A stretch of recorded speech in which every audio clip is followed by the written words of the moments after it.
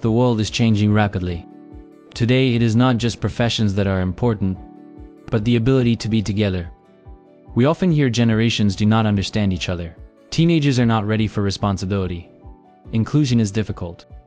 But what if everything is different? In the project School of Young Masters of Inclusion, we were not looking for formulas for success, but for new forms of interaction, where each person is not an object, but a full-fledged participant. To test this, we invited two heroes. Nikolai is an entrepreneur with dozens of completed projects. Elena is a student who is just starting out but is already actively involved in social initiative. Together with them, we will try to understand how can teenagers, adults, and people with disabilities create a common cause without barriers and formalities. Before the study, we held focus groups. The teenagers said, "It is important for us to have a space where we can be ourselves, feel trust and respect." We created such a space on the site of the Children's Railway. More than 100 participants, including children with disabilities, united into inclusive teams. Each was given a random profession. The task is not just to play a role, but to build a company in which everyone is valuable. Thanks to this interaction, this game not only goes beyond the level of school education, but moves to the level of more adult communication. When you meet not a childish, "Oh well," but when you need to build relationships with another person, when you need to look for methods how to talk, how to build. The first steps are not always easy. Some show up, others withdraw. Ideas are rejected, voices are lost. But building your own business is always a challenge. First, it turns out that the bearer of the idea may not be perceived as a person, as a human being, and then the idea developed.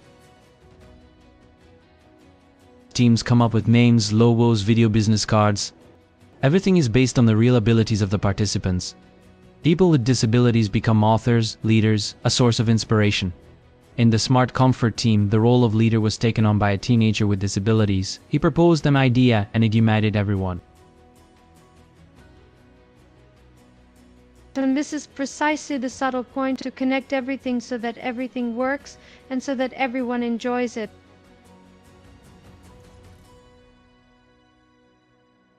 At first it was a bit difficult, but then it became much easier. The guys and I worked together.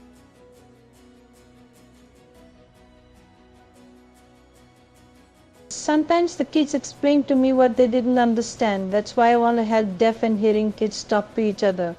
Not hard.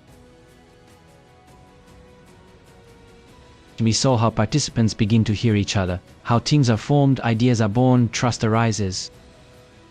But behind each one there is a whole story, upbringing, experience, generation. To better understand how we came to this moment, we turn to our heroes. What do they think about opportunities, generations, and the future? Do you know who Sigma Boy is? First time I've heard of it. There's a popular song now called Sigma Boy. It's like cool, awesome. Does the society of your generation treat people with disabilities, and how do you personally treat them? My environment treats disabled people as ordinary people. Same across disabled people and people with disabilities who often use the situation simply to live on benefits.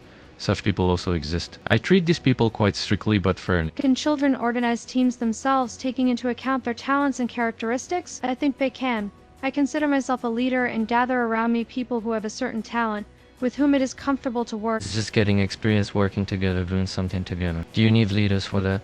Both are and are not needed. The dialogue between Elena and Nikolai is not about a single opinion. It is a clash of two full-fledged worlds that grew up at different times, with different values and experiences. Each has its own story, its own truth. The same dialogue, only in action, continues in teams. Head is the Extrability job and abilities fair. Teams present projects and invite new participants. Real roles, real responsibility.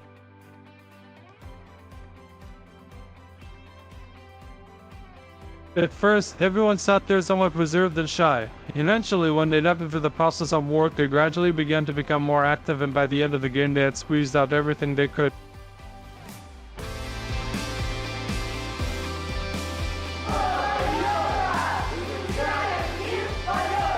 Its emotions, its ambitions charged me. I realized for myself that I can get along with any team, both young and my generation and older teams. In each participant, it was noticeable how some qualities were revealed that they themselves did not notice in their ordinary everyday life. Everyone tried to help as much as possible to make participation comfortable, so that everyone could make their contribution.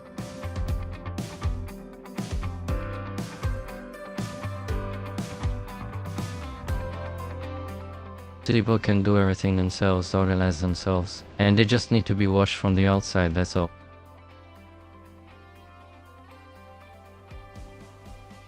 At first glance, it seems like a career guidance game, but in fact, I really like this game because it has deeper meanings. You see a person who has his own competencies, resources, interests, character, and you learn to build something interesting, some kind of project that actually changes you. This whole game is about internal growth and internal changes.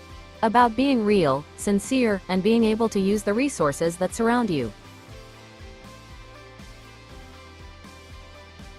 The School of Young Masters of Inclusion 2.0 has shown that learning goes both ways. Adults are not mentors but participants in the process.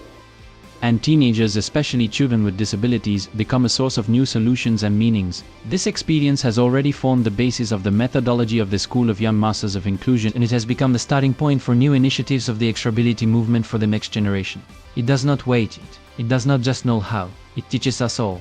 The project continues and we invite partners to become part of the next stage of the School of Young Masters of Inclusion. Join us.